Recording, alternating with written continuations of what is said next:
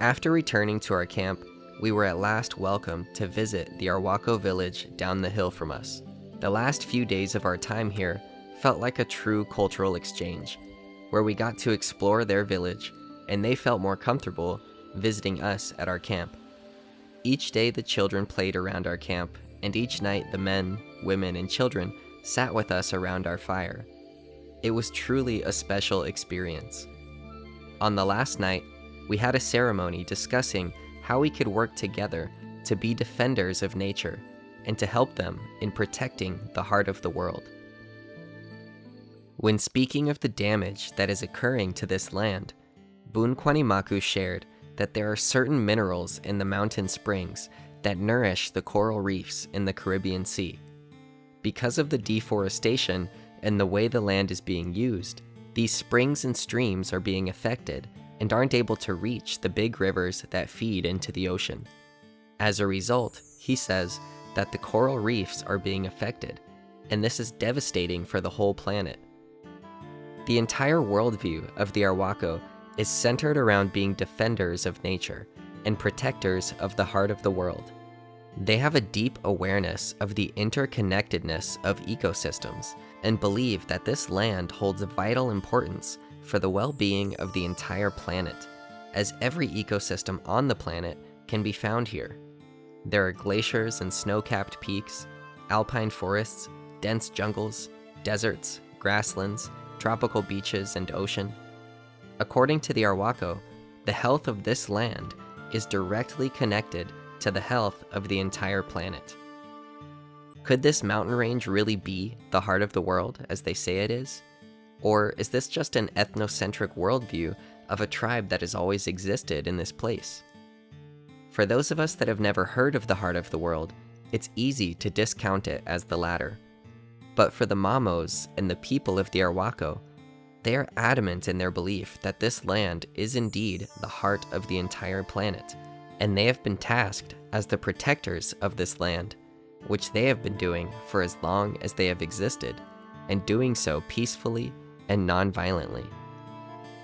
Whether this is truly the heart of the world or not, it is clearly an important and uniquely positioned ecosystem that affects many surrounding environments, and it is being severely threatened and deforested at an alarming rate. The Arhuaco people have little to no money. In their traditional culture, money is non-existent. They also have no written language or books, as they believe in listening and reading the book of nature, where all of their wisdom is gained. In my personal travels around the world, I have yet to see a culture that is so embodied in their philosophy, truly living as a part of their environment, carrying themselves with dignity, humility, and wisdom. They seem to have a depth of understanding about the way that nature's systems work, an understanding that is embedded in their culture's worldview, and one that is considerably lacking in ours. Because of this stark contrast in their understanding of nature from our own society's understanding, I believe them when they say that this land is a vitally important ecosystem, and I feel inspired to support them in their mission of protecting it, and in protecting all of the Earth's precious ecosystems. Our modern culture has a huge misunderstanding that indigenous cultures and the way that indigenous people live is somehow primitive, outdated, and no longer relevant or valuable to us. The truth is, we have a lot to learn from these people. They existed harmoniously with their environment for thousands of years, and they understand their place in the web of life. Our modern culture, in as little as a few hundred years, has caused the extinction of many species and has threatened the entirety of life on Earth. And somehow, people have the arrogance to think we're more intelligent and advanced. The destruction of ecosystems and the loss of sacred land that is occurring here in the Sierra Nevada is happening all around the world. In large part, it is caused by the culture of consumption that we have created.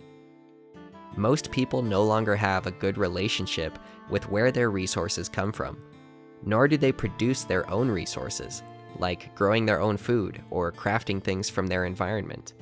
We just consume and consume and consume, and also generate alarming amounts of waste, Waste that doesn't just go away because it's left our homes in a garbage bin, but that accumulates and pollutes the land. Yet, because it is out of our sight, we put it out of mind. Now, after so many years of this behavior, it is becoming harder and harder for these things to be out of sight and out of mind, and there's a real necessity for us to recognize how we are living and to take responsibility for ourselves and our lives. And this seems to be the key point, that each one of us must take this responsibility for ourselves and how we live. We can't rely on governments or corporations to make the change. For as long as they are making profit, and as long as we keep supporting them, they have no incentive to change. We need to change and be the change we want to see in the world.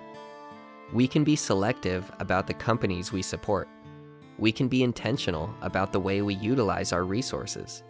We can find natural solutions to the modern problems that we face. And we can learn a lot if we humble ourselves and open ourselves to the wisdom of the indigenous people that we have been oppressing for hundreds of years. If there is one thing that I've truly gained from this experience with the Arhuaco people, it is the teaching that they have given simply by how they live. A teaching that has sparked the remembrance that I am more than just my social identity, but that I am a human being of the earth, that my roots are deep and ancient, and that I desire to defend the natural world that is my true home.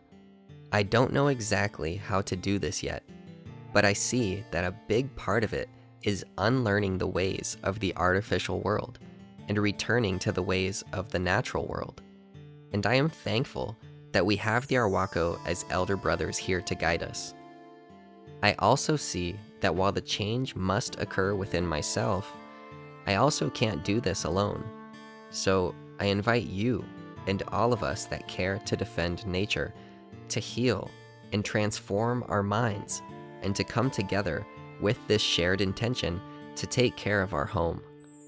More important than our race, our nationality, our religion, or our political stance is the fact that we are human beings of the earth, and our earth is in danger.